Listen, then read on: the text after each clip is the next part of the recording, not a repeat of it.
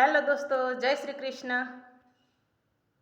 આજે 14 એપ્રિલ એટલે વિશ્વરત્ન ડૉક્ટર બાબા સાહેબ આંબેડકરની જન્મ જયંતિ. તો આપ સૌને પરમાર કૈલાસબેનના જય ભીમ, નમો બુદ્ધાય.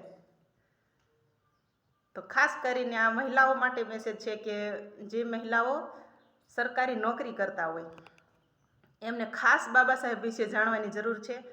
કારણ કે ડૉક્ટર બાબા સાહેબ વિશ્વરત્ન એમ નામ નથી કહેવાના.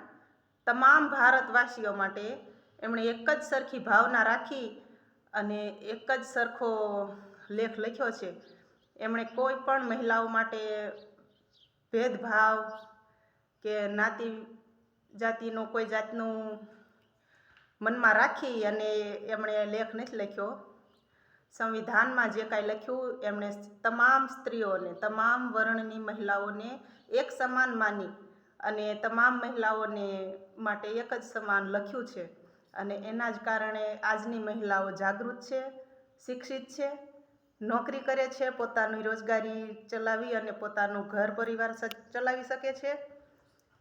તો તમામ મહિલાઓને મારા ફરીથી દિલથી જય ભીમ. બાબા સાહેબ વિશે જે કાંઈ અસંખ્ય માણસો બોલી ગયા છે એની સામે આ શબ્દો તો ખાલી થોડાક જ છે, કાંઈ જ ન ગણાય. તો બસ વિશ્વરત્ન ડૉક્ટર બાબા સાહેબને દિલથી સત પ્રણામ. જય શ્રી કૃષ્ણ, જય ભીમ.